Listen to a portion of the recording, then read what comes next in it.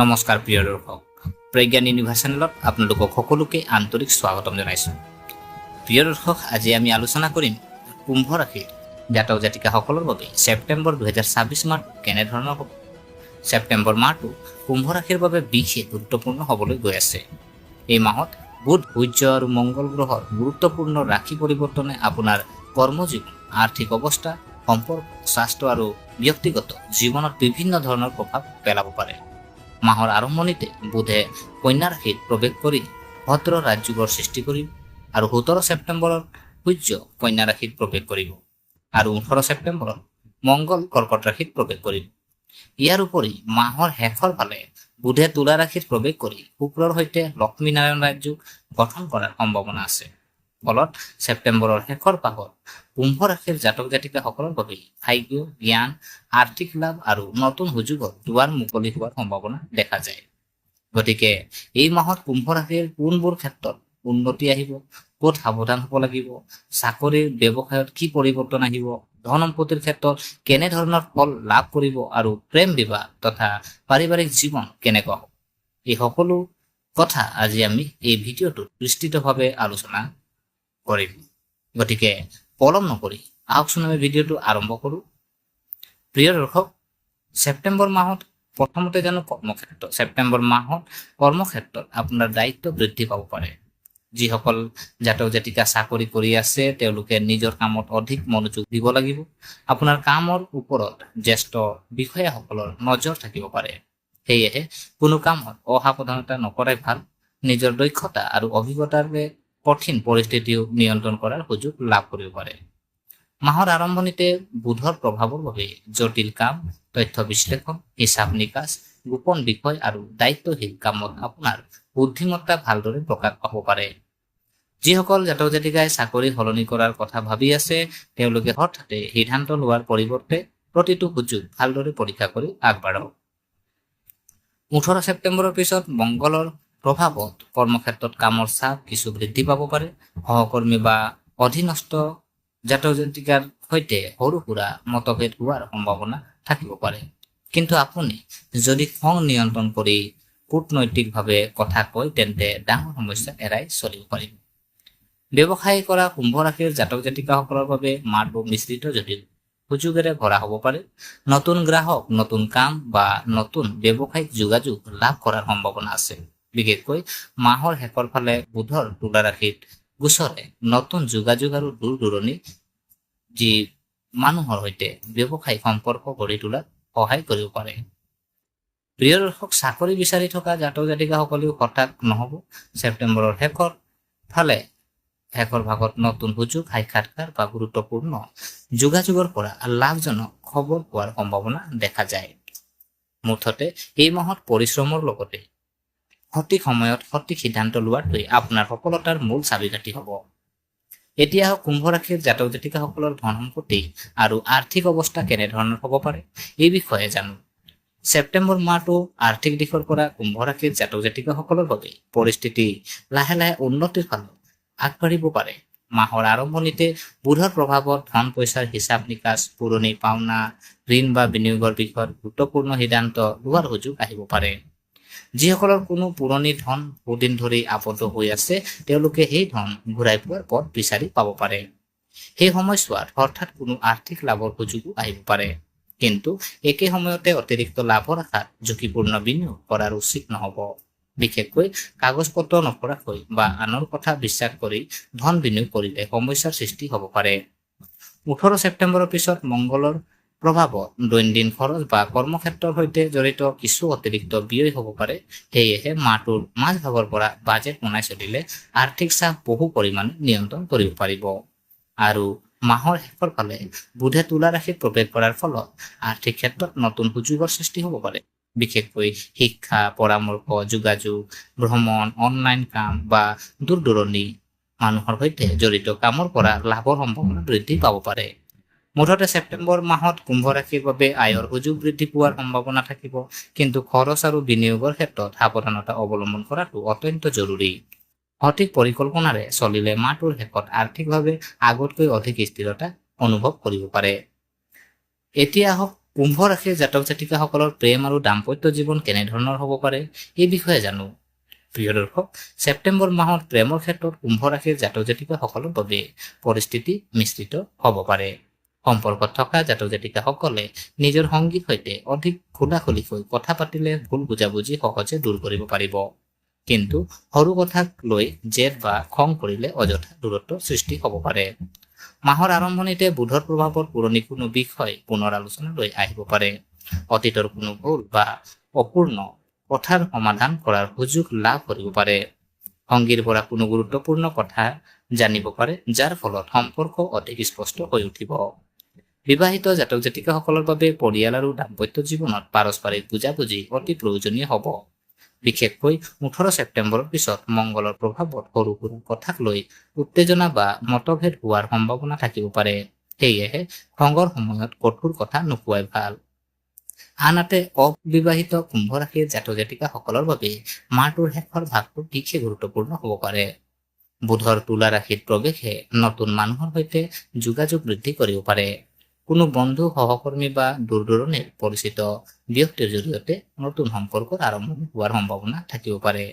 মুঠতে এই মাহত প্ৰেমৰ সম্পৰ্ক মজবুত কৰিবলৈ বিশ্বাস, ধৈৰ্য আৰু স্পষ্ট যোগাযোগ আটাইতকৈ প্ৰয়োজনীয় হ'ব। নিজৰ সংগীৰ কথা মন দি শুনিলে আৰু অযথা সন্দেহৰ পৰা আঁতৰি থাকিলে সম্পৰ্কত সুখ আৰু শান্তি বজাই ৰাখিব পাৰিব। প্ৰিয় দৰ্শক, এতিয়া আহক কুম্ভ ৰাশিৰ জাতক জাতিকাসকলৰ স্বাস্থ্য আৰু মানসিক অৱস্থা কেনেধৰণৰ হ'ব সেই বিষয়ে আমি জানো।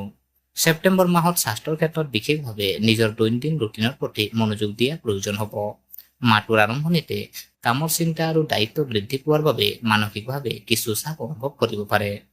একে সময়তে অধিক কাম কৰি বিশ্ৰাম কম ল'লে ক্লান্তি বা অস্বস্তি অনুভৱ হোৱাৰ সম্ভাৱনা থাকিব পাৰে। 18 ছেপ্টেম্বৰৰ পিছত মংগলৰ প্ৰভাৱত দৈনন্দিন কাম কাজত ব্যস্ততা বৃদ্ধি পাব পাৰে। সেয়েহে সময়মতে খাদ্য গ্ৰহণ, পৰ্যাপ্ত বিশ্ৰাম আৰু নিয়মীয়া শাৰীৰিক সক্ৰিয়তাৰ প্ৰতি গুৰুত্ব দিয়ক। খং, উত্তেজনা আৰু অতিৰিক্ত মানসিক চাপ কমাবলৈ চেষ্টা কৰাটো লাভজনক হ'ব। যিসকল জাতক জাতিকা ইতিমধ্যে কোনো স্বাস্থ্যজনিত সমস্যাৰ বাবে চিকিৎসকৰ পৰামৰ্শ লৈ আছে, তেওঁলোকে নিজৰ চিকিৎসা আৰু পৰামৰ্শ নিয়মীয়াকৈ অনুসৰণ কৰা উচিত। জ্যোতিষীয় ফলাফলক চিকিৎসাৰ বিকল্প হিচাপে নল'ব। মানসিক দিশৰ পৰা মাহটোৰ শেষৰ ভাগ তুলনামূলকভাৱে ইতিবাচক হ'ব পাৰে। বুধৰ গোচৰে নতুন চিন্তা, জ্ঞান আহৰণ আৰু ভৱিষ্যত সম্পৰ্কে পৰিকল্পনা কৰাৰ মানসিক শক্তি বৃদ্ধি কৰিব পাৰে। ধ্যান, প্ৰাৰ্থনা বা নিজৰ পচন্দৰ সৃষ্টিশীল কামত কিছু সময় দিলে মন শান্ত ৰখাত সহায় হ'ব। মুঠতে ছেপ্টেম্বৰ মাহত কুম্ভ ৰাশিৰ বাবে কাম আৰু বিশ্ৰামৰ মাজত ভাৰসাম্য বজাই ৰখাটোৱেই স্বাস্থ্যৰ ক্ষেত্ৰত আটাইতকৈ গুৰুত্বপূৰ্ণ হ'ব। প্ৰিয় দৰ্শক, ছেপ্টেম্বৰ মাহত কুম্ভ ৰাশিৰ শিক্ষা আৰু পাৰিবাৰিক জীৱনতো গ্ৰহৰ গোচৰৰ বিশেষ প্ৰভাৱ দেখা যাব পাৰে। শিক্ষাৰ ক্ষেত্ৰত এই মাহটো কুম্ভ ৰাশিৰ ছাত্ৰ ছাত্ৰীৰ বাবে যথেষ্ট গুৰুত্বপূৰ্ণ হ'ব পাৰে। বুধৰ শক্তিশালী প্ৰভাৱৰ বাবে পঢ়া শুনা, তথ্য সংগ্ৰহ, বিশ্লেষণ আৰু নতুন বিষয় শিকাৰ ক্ষমতা বৃদ্ধি পাব পাৰে। যিসকল ছাত্ৰ ছাত্ৰীয়ে পৰীক্ষা, প্ৰতিযোগিতামূলক পৰীক্ষা বা উচ্চ শিক্ষাৰ বাবে প্ৰস্তুতি চলাই আছে, তেওঁলোকে নিয়মিত অধ্যয়ন কৰিলে ভাল ফল লাভ কৰাৰ সুযোগ পাব পাৰে। বিশেষকৈ মাহৰ শেষৰ ফালে বুধে তুলা ৰাশিৰ প্ৰৱেশ কৰাৰ পিছত উচ্চ শিক্ষা, দূৰভ্ৰমণ, নতুন জ্ঞান আৰু গুৰুত্বপূৰ্ণ শিক্ষামূলক যোগাযোগৰ ক্ষেত্ৰত ইতিবাচক পৰিৱৰ্তন আহিব পাৰে। বিদেশত শিক্ষা গ্ৰহণ বা দূৰ ঠাইত পঢ়িবলৈ ইচ্ছা কৰা ছাত্ৰ ছাত্ৰীৰ বাবেও নতুন সুযোগৰ দুৱাৰ মুকলি হ'ব পাৰে। পাৰিবাৰিক জীৱনৰ ক্ষেত্ৰত মাহটোৰ আৰম্ভণি তুলনামূলকভাৱে শান্ত থাকিব পাৰে। পৰিয়ালৰ কোনো গুৰুত্বপূৰ্ণ বিষয়ত আপোনাৰ পৰামৰ্শক মূল্য দিয়া হ'ব পাৰে। ঘৰৰ জ্যেষ্ঠ সদস্যৰ পৰা সহায় আৰু আশীৰ্বাদ লাভ কৰাৰ সম্ভাৱনা আছে। কিন্তু 18 ছেপ্টেম্বৰৰ পিছত মংগলৰ প্ৰভাৱত ঘৰৰ কোনো সদস্যৰ সৈতে মতভেদ বা সৰু সুৰা উত্তেজনা সৃষ্টি হ'ব পাৰে। বিশেষকৈ খঙৰ সময়ত কঠোৰ ভাষা ব্যৱহাৰ নকৰিব। পৰিয়ালৰ শান্তি বজাই ৰাখিবলৈ ধৈৰ্য আৰু পাৰস্পৰিক বুজাবুজিৰ প্ৰয়োজন হ'ব। সন্তানৰ ক্ষেত্ৰতো কিছু ভাল খবৰ লাভ কৰিব পাৰে। তেওঁলোকৰ শিক্ষা, সফলতা বা কোনো নতুন সুযোগে আপোনাক আনন্দিত কৰিব পাৰে। মুঠতে ছেপ্টেম্বৰ মাহত শিক্ষাৰ ক্ষেত্ৰত অগ্ৰগতি আৰু পৰিয়ালত সুখ শান্তি বজাই ৰখাৰ যথেষ্ট সম্ভাৱনা থাকিব। মাহটোৰ মাজভাগত খং আৰু ভুল বুজাবুজিৰ পৰা আঁতৰি চলিব লাগিব। এতিয়া কুম্ভ ৰাশিৰ জাতক জাতিকাসকলৰ ভ্ৰমণ আৰু ভাগ্যৰ দিশ কেনেধৰণৰ হ'ব পাৰে এই বিষয়ে জানো। ছেপ্টেম্বৰ মাহত কুম্ভ ৰাশিৰ জাতক জাতিকাসকলৰ ভ্ৰমণৰ সম্ভাৱনা বৃদ্ধি পাব পাৰে। চাকৰি, ব্যৱসায়, শিক্ষা বা পাৰিবাৰিক কাৰণত দূৰ ঠাইলৈ যাবলগীয়া হ'ব পাৰে। কিছুমান ভ্ৰমণ হঠাতে পৰিকল্পনা হ'লেও তাৰ পৰা নতুন অভিজ্ঞতা আৰু উপকাৰ লাভ কৰাৰ সুযোগ থাকিব পাৰে। মাহৰ প্ৰথম ভাগত কোনো গুৰুত্বপূৰ্ণ কাম সম্পূৰ্ণ কৰিবলৈ কৰা ভ্ৰমণ সফল হ'ব পাৰে। বিশেষকৈ ব্যৱসায়িক যোগাযোগ বা কৰ্মসূত্ৰে কৰা যাত্ৰাৰ পৰা নতুন সুযোগ লাভ কৰাৰ সম্ভাৱনা আছে। মাহৰ শেষৰ ফালে বুধৰ তুলা ৰাশিৰ গোচৰে ভাগ্যৰ ক্ষেত্ৰত ইতিবাচক পৰিৱৰ্তন আনিব পাৰে। উচ্চ শিক্ষা, দূৰ-দূৰণি জাতক মানুহৰ সৈতে যোগাযোগ, আধ্যাত্মিকতা আৰু নতুন জ্ঞানৰ প্ৰতি আগ্ৰহ বৃদ্ধি পাব পাৰে। কোনো গুৰুত্বপূৰ্ণ ব্যক্তিৰ পৰামৰ্শ বা সহায়ে আপোনাৰ ভৱিষ্যত পৰিকল্পনাত নতুন দিশ দেখুৱাব পাৰে।